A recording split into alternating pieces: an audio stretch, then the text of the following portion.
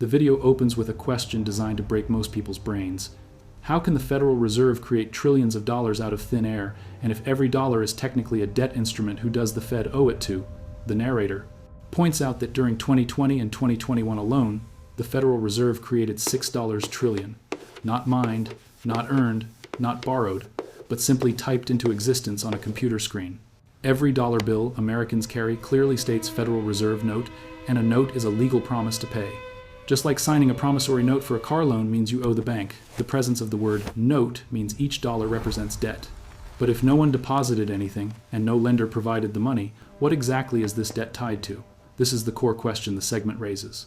If the Fed manufactures money from nothing, and if that money is classified as debt, then who is? The creditor.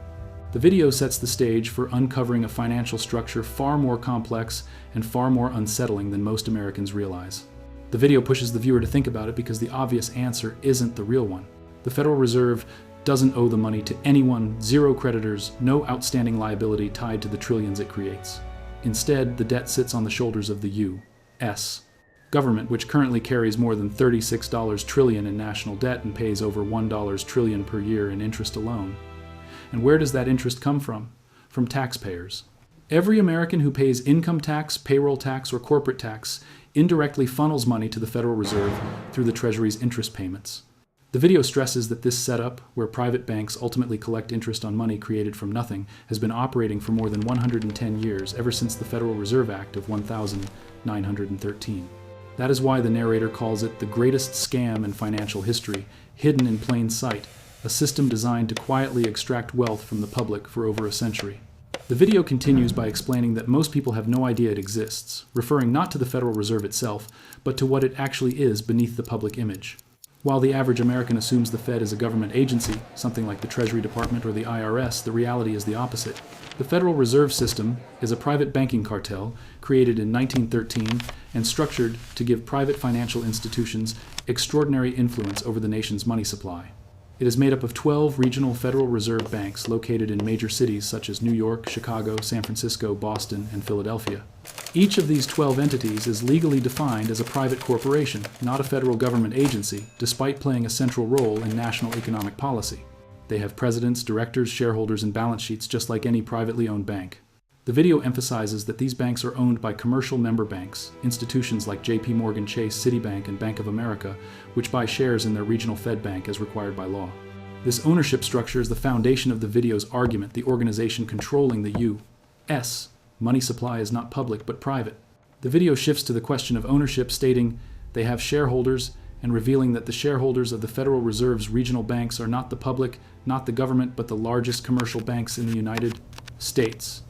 Institutions such as JP Chase, Citibank, Goldman Sachs, Morgan Stanley, and Bank of America all own shares in the Federal Reserve Bank of New York, the most powerful of the 12 regional Federal Reserve banks. The narrator emphasizes that this ownership is not optional. Under federal law, every member bank is required to purchase shares in its regional Federal Reserve Bank as a condition of membership in the system. These shares cannot be traded or sold on the open market, but they function as guaranteed income-generating assets. By statute, the Federal Reserve must pay member banks a 6% annual dividend, a rate locked into law when the Federal Reserve Act was passed in 1913 and adjusted only slightly in 2015. What makes this detail striking is that the payout is risk-free.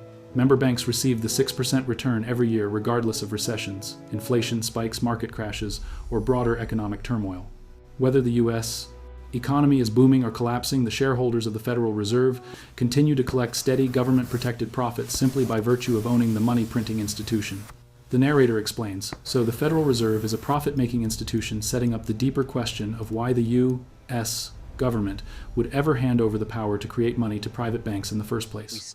The answer, according to the video, goes back to 1913 when the Federal Reserve Act was passed after intense lobbying by the most powerful banking families and institutions of the era, names like J.P. Morgan, the Rockefellers, and the Rothschilds.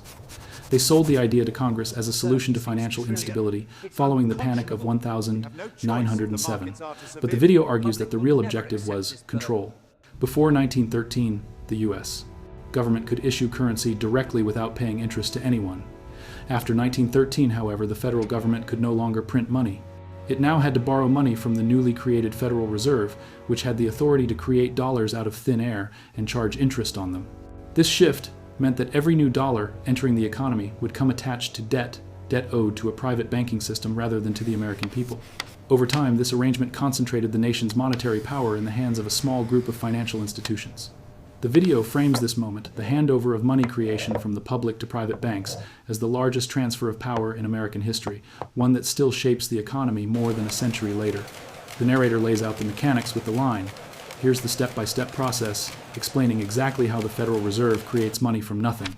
It starts when the U.S. government needs more money than it takes in. If Congress approves $5 trillion in spending, but collects only $3 trillion in tax revenue, it faces a $2 trillion deficit. To cover the shortfall, the Treasury issues Treasury bonds, which function as IOUs, promising repayment with interest. These bonds are sold to various buyers, foreign governments, pension funds, major investment firms, and crucially, the Federal Reserve.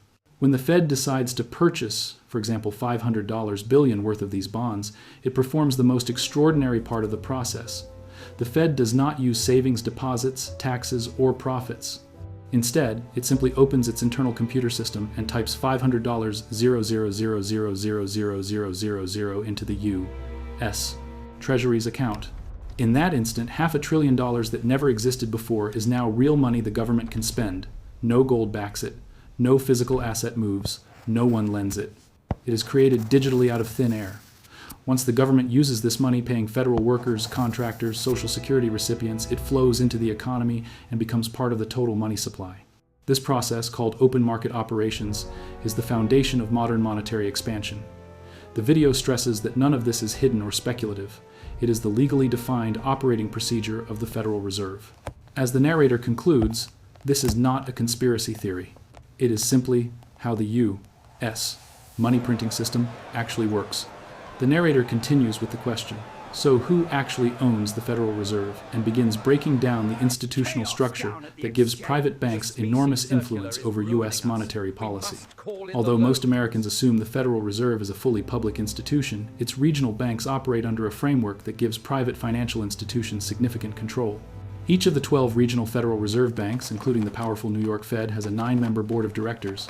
Of those 9 seats, 6 directors, or 2/3, are elected directly by member banks, which include the country's largest financial institutions, such as J.P. Morgan Chase, Citibank, Goldman Sachs, and Bank of America.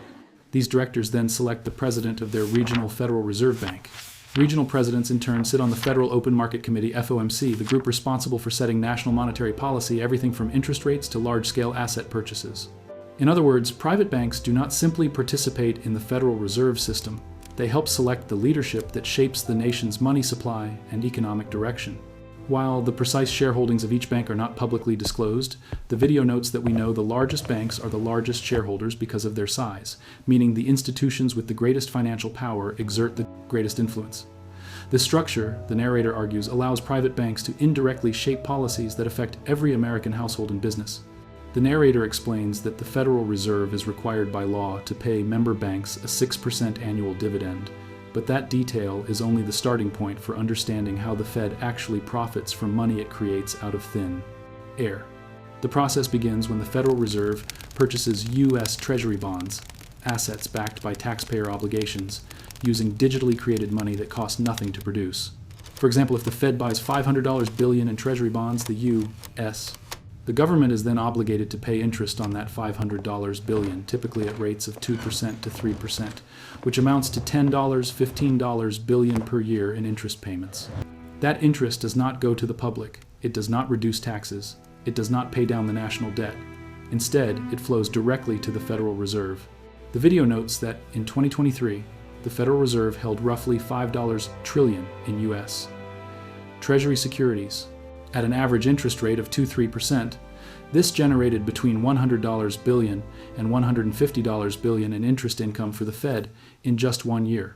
From this revenue, the Fed covers its operating expenses, approximately $5 billion, and then pays the legally mandated 6% dividend to member banks, which totals about $2 billion annually. After those payouts, the Fed returns the remaining profits to the U.S.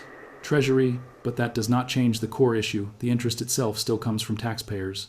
The video emphasizes that over $1 trillion in federal tax revenue is spent every year on interest payments for the national debt, and a significant portion of that interest ends up in the hands of the Federal Reserve, an institution that purchased those bonds with money created at zero cost. Thus, the narrator argues money that workers earn, pay in taxes, and expect to fund public services is instead redirected into the Federal Reserve System through a mechanism built on currency created from nothing.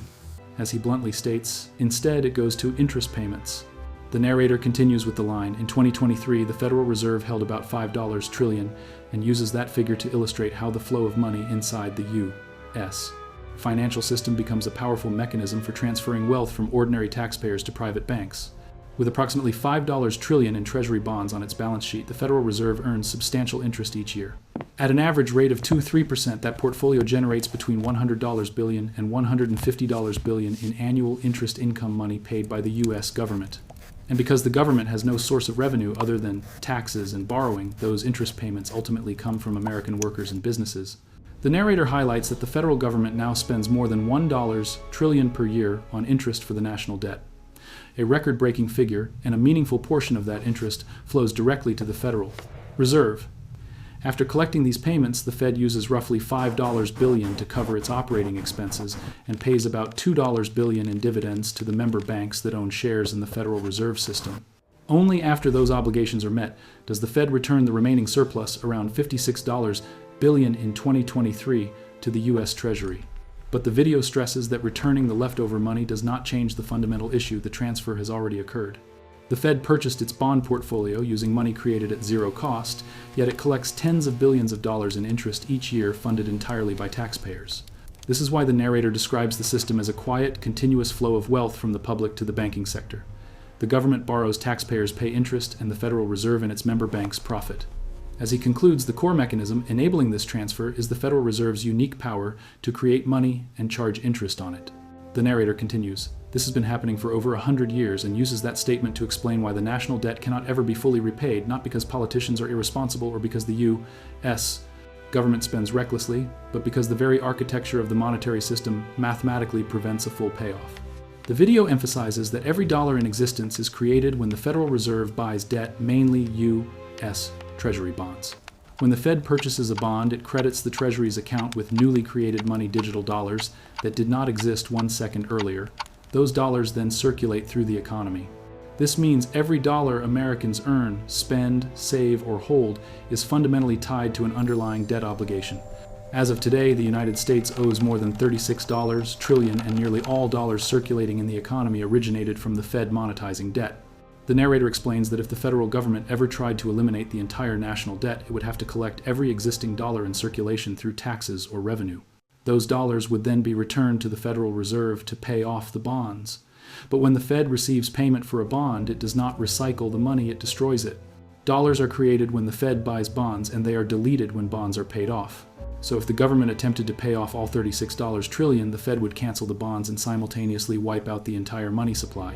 The narrator stresses that this is not metaphorical. If the national debt were truly reduced to zero, there would be $0 in the economy. No cash in circulation, no digital balances, no bank deposits, no money to pay wages or buy food. The entire financial system would collapse instantly because the existence of dollars depends on the existence of debt. But the structural flaw goes even deeper. When the Federal Reserve creates new money, say $500 billion to buy government bonds, the government owes the $500 billion principal plus interest. If the interest rate is 3%, that means the government owes an additional $15 billion per year. Yet the Federal Reserve never created the $15 billion. It only created the $500 billion in principal. So where does the interest come from? It must come from dollars that already exist in the economy. But those dollars also represent debt owed to the Fed. This means someone else, households, businesses, or the government must borrow additional money just to supply the missing interest. Every time new money enters the economy, more debt is created than money. This produces a permanent shortfall requiring new borrowing to fill the gap. The narrator calls this an exponential debt trap, where the debt must always grow faster than the money supply. This explains why the national debt has increased virtually every year since 1913, when the Federal Reserve was created. Today, the U.S. adds roughly $2 trillion in new debt annually, even though it collects around $5 trillion in taxes. More than $1 trillion of that tax revenue now goes solely to interest payments, money that doesn't fund public services but instead services past borrowing. Because interest is never created by the Fed, the system is permanently short of money. The only way to keep the economy functioning is to create more debt, which generates new interest obligations requiring even more borrowing. That is why the narrator concludes that shortfall can only be filled by creating more debt, making perpetual debt not a failure of policy but an unavoidable consequence of how money itself is created. The narrator continues. This is why the national debt is $36 trillion and growing, and uses this moment to introduce a controversial but recurring theme in American history: presidents who challenged the power of private. Banking interests often faced severe consequences. The video first points to Andrew Jackson, the only U.S. president to eliminate the national debt, which he accomplished in 1835 by refusing to renew the charter of the Second Bank of the United States, America's central bank at the time. Jackson famously called it a den of vipers, insisting that allowing private bankers to create the nation's money was a threat to the republic itself. Yet shortly after he dismantled the bank, the nation was hit with the Panic of 1837.